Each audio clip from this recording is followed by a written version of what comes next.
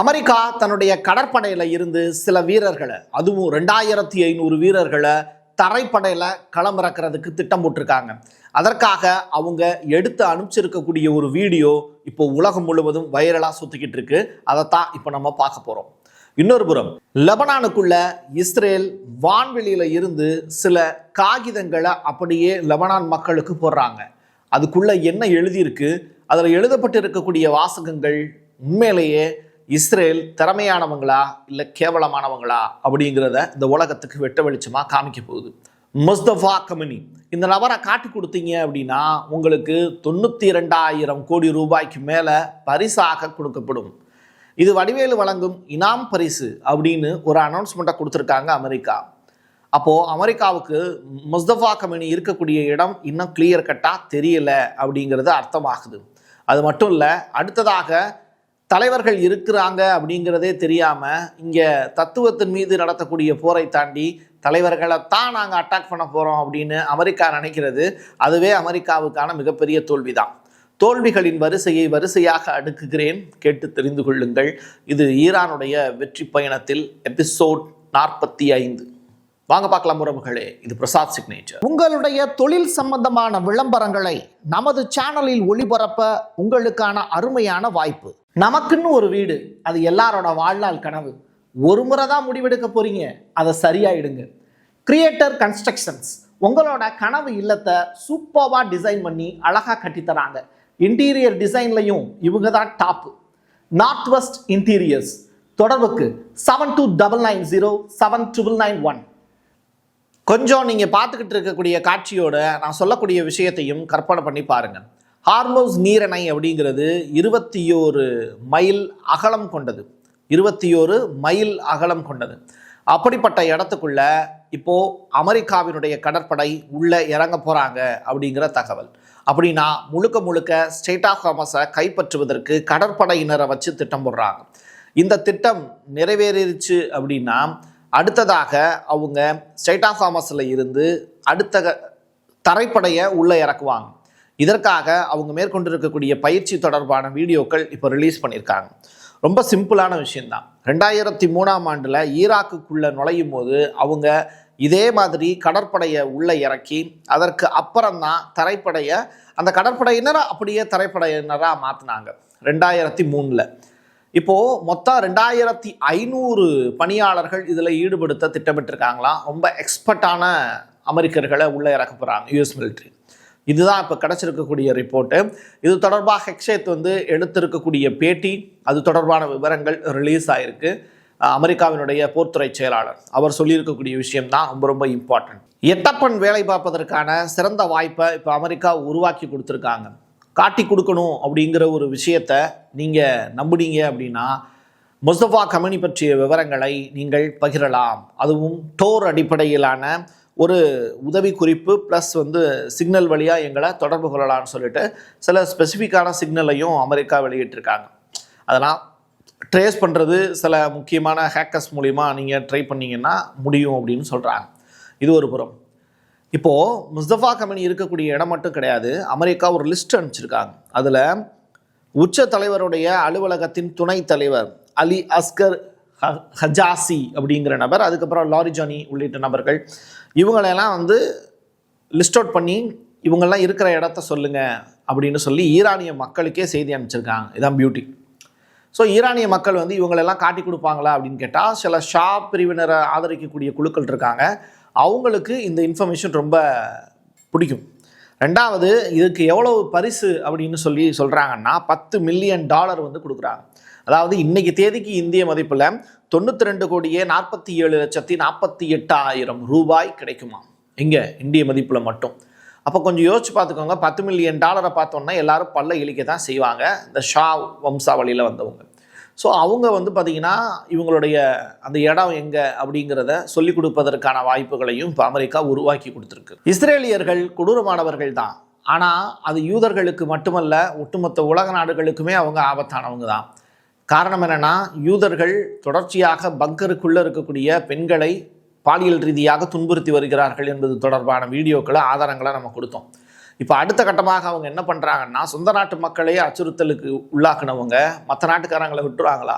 லெபனானில் இருக்கக்கூடிய பொதுமக்கள் இருக்காங்கல்ல, அவங்களுக்கு வானத்தில் இருந்து ஹெலிகாப்டர் வழியாக துண்டு பிரசுரங்களை அப்படியே தூவுறாங்க. அந்த துண்டு பிரசுரங்களில் எழுதி இருக்கக்கூடிய வார்த்தைகள் என்ன அப்படின்னா, ஹிஸ்புல்லாவுக்கு எதிராக நீங்கள் ஆயுதங்கள் ஏந்த வேண்டாம், ஆனால் போராட்டங்களில் ஈடுபடுங்கள், மக்களே ஒன்றிணையுங்கள், ஹிஸ்புல்லாவுக்கு எதிராக ஒன்றிணையுங்கள் அப்படின்னு சொல்கிறாங்க. ஹிஸ்புல்லாவுக்கு இப்போ தான் ஆயுதங்கள்லாம் கிடச்சி இஸ்ரேலை தெற்கு பக்கம் அட்டாக் பண்ணிக்கிட்டு இருக்காங்க. இப்படிப்பட்ட நிலையில் இப்போ அமெரிக்காவும் இஸ்ரேலும் சேர்ந்து இந்த மாதிரியான விதிமீறல்கள், போர் விதிமீறல்கள்னு சொல்லுவாங்க, அந்த விஷயத்தை இப்போ செஞ்சுக்கிட்டு இருக்காங்க. மக்களை தூண்டிவிட்டு அவங்களுடைய அந்த கோபத்தை யார் மேலே காமிக்க சொல்கிறாங்க அப்படின்னா, தன்னுடைய எதிரிகள் மீது காமிக்க சொல்கிறாங்க. இது ஒரு வித்தியாசமான ஸ்ட்ராட்டஜி தான். மக்களை எதிர்த்து ஒன்றும் செய்ய முடியாது. பட் லெபனானில் இருக்கக்கூடிய நிறையா மக்கள் தான் ஹிஸ்புல்லா படையில் சேர்ந்துருக்காங்க அப்படிங்கிறது இங்கே ஆச்சரியத்திலும் ஆச்சரியம். அது மட்டும் இல்லை, அங்கே ஐநா பாதுகாப்பு அமைதிப்படை இருக்குது. அதில் இந்தியாவும் ஒரு குரூப் ஆஃப் பீப்புள்ஸ் இருக்காங்க. 30 நாடுகளுக்கு மேற்பட்ட நபர்கள் வந்து அங்கே பாதுகாப்பு பணியில் இருக்காங்க. அவங்களாம் என்ன பண்ணுறாங்க, அவங்களுடைய நிலை என்ன அப்படிங்கிறத செய்திகள் வெளியில் வர்றதே இல்லை. இதுவும் ரொம்ப வருந்தத்தக்கது தான். அவங்களாம் மிலிட்ரி பர்சன்ஸ், அவங்களுக்கு என்ன ஆச்சுன்னு தெரில. அமெரிக்காவினுடைய மிக முக்கியமான சென்காம் வெளியிட்டு இருக்கக்கூடிய அறிவிப்பில் என்னென்னா, இந்த எரிபொருள் நிரப்பக்கூடிய விமானம் போச்சுல, அதில் ஒரு 30 பேருக்கு மேலே பயணப்படலாம் அப்படிங்கிற செய்தியெலாம் நம்ம சொல்லியிருந்தோம். ஸோ கேசி அப்படிங்கிற அந்த பேரில் அது பயணப்பட்டது. இப்போ என்ன அப்படின்னா, அது விபத்துக்குள்ளாகி ஈராக்கினுடைய மிக முக்கியமான இடங்களில் விழுந்துருச்சு எரிபொருள் நிரப்பக்கூடிய விமானம். அதில் மொத்தம் 6 பேர் பயணம் செஞ்சுருக்காங்க அப்படின்னும், அந்த 6 பேருமே இறந்து போயிட்டாங்க அப்படிங்கிற ரிப்போர்ட்டையும் இப்போ அமெரிக்காவினுடைய சென்காம் வந்து அதிகாரப்பூர்வமாக ரிலீஸ் பண்ணியிருக்காங்க. ஜியா இஸ்லாத்தினுடைய ஜைதி அப்படின்னு சொல்லிட்டு ஒரு குழு, அவங்க தான் ஹவுதிகள் அப்படின்னு சொல்லிட்டு அந்த குடும்பத்தினராக, அதுக்கப்புறம் அந்த குடும்பம் பல்கி பெருகியது. இன்றைக்கி அவங்க ஒரு மாசான ஒரு குரூப்பாக உருவாகியிருக்காங்க. அந்த ஹவுதிகள் தான் இப்போது அந்த நாட்டினுடைய பழங்குடிகள் அப்படின்னு அழைக்கப்படுறாங்க. அந்த பழங்குடிகள் எங்கே இருக்காங்கன்னா, ஏமன் அப்படிங்கிற துறைமுகத்தை காத்துக்கிட்டு இருக்காங்க. இப்போது ஏமனில் முழுவதுமாக இருக்கக்கூடிய செங்கடலின் ராஜாவாக கருதப்படக்கூடிய இந்த ஹவுதிகள் ஏன் ஈரான் போரில் இன்ன வரைக்கும் குதிக்கலை அப்படிங்கிற கொஸ்டின் மார்க் இருக்குது. செங்கடலை ஏன் அவங்க முழுவதுமாக ஆக்குப்பை பண்ணி வச்சுருக்கோம், செங்கடலை தாண்டி எந்த கப்பலும் போக முடியாதுங்கிற ஸ்டேட்மெண்ட்டை அவங்க இன்ன வரைக்கும் ஏன் சொல்லலை, இல்லை அவங்க என்ன பண்ணிக்கிட்டு இருக்காங்கங்கிற விஷயத்த வெளி உலகத்துக்கு ஏன் தெரியப்படுத்தாமல் இருக்காங்க. அவங்களுடைய கடல் இருக்கக்கூடிய ஏரியாவில் தான் உலகம் முழுவதும் இந்த இன்டர்நெட் சேவை அப்படிங்கிறது போயிட்டுருக்கு. அது ஃபைபர் ஆப்டிக் கேபிள்ஸ், அதை பூரா கட் பண்ணுறதுக்கான வாய்ப்பும் ஹவுதிகள்கிட்ட இருக்குது. அதை அவங்க செய்வாங்களா இல்லையாங்கிறத ரஷ்யாவினுடைய துணையோடு தான் அதை செய்ய முடியும். அதனால் ஹவுதிகள் வெயிட் பண்ணிக்கிட்டு இருக்காங்களா, அவங்க என்ன செய்ய போகிறாங்க அப்படிங்கிறத யாரும் இன்னமும் கணிச்சு செய்தியாக கூட வெளியிடலை. அது ஒரு சஸ்பென்ஸான விஷயமாகவே இருக்குது. டெக்ரானில் எண்ணெய் நிறுவனங்கள், எண்ணெய் வயல்கள், இந்த ரிஃபைனரி சோர்ஸ் ரிலேட்டடான விஷயங்கள் எல்லாமே இருந்துச்சு. இதை பார்த்துக்கிட்டு இருக்கக்கூடிய ஈரானுடைய IRGC இஸ்ரேல்லையும் அதே மாதிரி எண்ணெய் வயல்களை, எண்ணெய் நிறுவனங்களை எரிச்சாங்க. அது 24 மணி நேரமும் கொழுந்து விட்டு எரிஞ்சுக்கிட்டு இருக்கு. அதை அணைக்கிறதுக்கு கூட தீயணைப்பு படையினர் ரெடியாக இல்லை அப்படிங்கிற செய்தி. அதை பார்க்கும்போதே ரொம்ப கொடூரமாக இருக்குது. தொடர்ச்சியாக எரிஞ்சு முடிஞ்சு நீங்கள் போர் நின்றுச்சுன்னா கூட இதெல்லாம் மறுகட்டமைப்பு செய்கிறதுக்கு அப்படிங்கிறதுக்கே குறைந்தபட்சம் 1 வருஷத்துலேருந்து 2 வருஷம் ஆகும். ஏன்னா ஒரு ஆயில் ரிஃபைனரி ரிலேட்டடான விஷயங்களை செஞ்சு முடிக்கிறது சாதாரண விஷயம் கிடையாது. நீங்கள் ஒரு க்ரூட் ஆயிலில் ஒரு உருவாக்கணும் அப்படின்னா எளிமையாக அந்த க்ரூட் ஆயில் கிடச்சிரும். அதுக்கப்புறம் அதில் படிநிலைகள் அப்படிங்கிறது ஏகப்பட்டது இருக்குது, சாதாரண விஷயம் கிடையாது. க்ரூட் ஆயில், கச்சா எண்ணெய் ஒரு பக்கம், கச்சா எண்ணெயிலேருந்து பெட்ரோல் டீசல் ஒரு பக்கம், அதுலேருந்து பிளாஸ்டிக் கூட தயாரிக்கிறாங்க. அது மட்டும் கிடையாது, அதிலிருந்து ஏகப்பட்ட பொருட்கள், கிட்டத்தட்ட 8ல் இருந்து 10 பொருட்கள் வந்து அந்த கச்சா எண்ணெயை ஃபில்ட்ரு பண்ணுறதன் மூலியமாகவே கிடைக்கிது. அது கேஸ்லேருந்து எல்லாமே தான். ஸோ இப்படி இவ்வளோ பெரிய சோர்ஸ், அதாவது கருப்பு தங்கம்னு சொல்லுவாங்க அந்த க்ரூட் ஆயில். ஸோ அப்படிப்பட்ட விஷயத்தை வந்து இன்றைக்கி ஈரான்லேயும் இஸ்ரேல்லையும் அடித்து உடச்சி அந்த எண்ணெய் நிறுவனங்கள் எல்லாத்தையும் உடைக்கிறாங்கன்னா அதை மறுபடியும் மறுகட்டமைப்பு செய்கிறது சாதாரண விஷயமே கிடையாது. நீங்கள் இந்த போர் நீங்கள் நினைக்கிறத விட ஒரு பொருளாதார ரீதியாக மிகப்பெரிய அளவிலான தாக்கத்தை உலகம் முழுவதும் ஏற்படுத்திக்கிட்டு இருக்குங்கிறது தான் யதார்த்தமான உண்மை. முஸ்தபா கவினி அவர் ஒரு அறிக்கை ஒன்று வெளியிட்டிருந்தார்ல, அதுக்கு முன்னாடி ட்ரம்ப் அவர்கள் ஒரு விஷயத்தை பதிவு செஞ்சுருந்தார். அறிக்கை என்ன அப்படின்னா, தொடர்ச்சியாக போர் நடக்கும், நாங்கள் ஹார்மோஸ் ஜலசந்தியை மூடிட்டோம் அப்படிங்கிற விஷயத்தெல்லாம் சொல்லியிருந்தார். ஆனால் ஈரானிய மற்ற அதிகாரிகள்லாம் என்ன சொல்கிறாங்க அப்படின்னா, தொடர்ச்சியாக ஹார்மோஸ் ஜலசந்தி ஓப்பனில் தான் இருக்குது, யார் வேணாலும் வந்து போகலாம் அப்படிங்கிற ஸ்டேட்மெண்ட் சொல்கிறாங்க. இந்த 2 பேர் கருத்துக்கள் இருக்குது. இப்படிப்பட்ட நிலையில் முஸ்தபா கமனியினுடைய அறிக்கை வெளியாகிறதுக்கு சில மணி நேரங்களுக்கு முன்னாடி G7 நாடுகளுக்கு ட்ரம்ப் வந்து ஃபோன் பண்ணியிருக்கார். அந்த ஃபோனில் அவர் சொல்லியிருக்கக்கூடிய விஷயம், ஈரான் சரணடைவதற்கு தயாராக இருக்கிறது, அதனால் நீங்கள் கவலைப்படாதீங்கன்னு சொல்லிட்டு பிரான்ஸு, இட்டாலி, ஜெர்மனி உள்ளிட்ட முக்கியமான நாடுகள், G7 நாடுகள், கனடா உட்பட அவங்களுக்கெல்லாம் அனௌன்ஸ்மெண்ட்டை கொடுத்துருக்காரு. இது நடந்து முடிஞ்சதற்கு பிறகு தான் முஸ்தபா கமினி அவர்களுடைய அறிக்கையும் வெளியாகுது. இந்த அறிக்கை வெளியானதற்கு பிறகு தான் ட்ரம்ப் அவர்கள் கோவப்பட்டு ஒரு ஸ்டேட்மெண்ட்டு சொல்கிறாரு. அதுக்கு முன்னாடி நெதன்யாகு முஸ்தபா கமினி வெளியில் தலை காட்ட முடியாத அளவிற்கு வேதனையை அனுபவித்து கொண்டு இருக்கிறாருங்கிற ஸ்டேட்மெண்ட்டையும் சொல்லிட்டாரு. அதற்கு பிறகு நம்ம வந்து தி சன் அப்படிங்கிற அந்த செய்தி சேனலில் இருந்து வெளியிடப்பட்ட செய்தியையும் நம்ம எடுத்து கொடுத்துருந்தோம். இது ஒரு பக்கம். அவருக்கு காயம் இருக்குது, வயிறு மற்றும் கல்லீரல் வந்து டேமேஜ் ஆகிருக்கு, ஒரு கால் இழந்திருக்கலாம் அப்படிங்கிற செய்தி. இதெல்லாம் ஒரு புறம் வந்து செய்திகளாக இருக்க, ட்ரம்ப் அவர்களுடைய அடுத்த கட்ட மூவ் அப்படிங்கிறது முஸ்தபா அவர்களுடைய மரணம் தான். இதை நோக்கி தான் அவர் செயல்பட்டுக்கிட்டு இருக்காரு. அது மட்டும் கிடையாது, தரைப்படையையும் உள்ளே இறக்கியிருக்காரு. அடுத்து என்ன ஆக போகுது அப்படிங்கிற ஒரு பெருத்த கேள்விகளுக்கு இடையில தான் பயணம் தொடருது. இந்த மாதிரி நிலைமை இருக்கும்போது அமெரிக்காவினுடைய போர்த்துறை செயலாளர் ஹெக்டெட் அவர் ஒரு முக்கியமான பேட்டி ஒன்று கொடுத்துருக்காரு.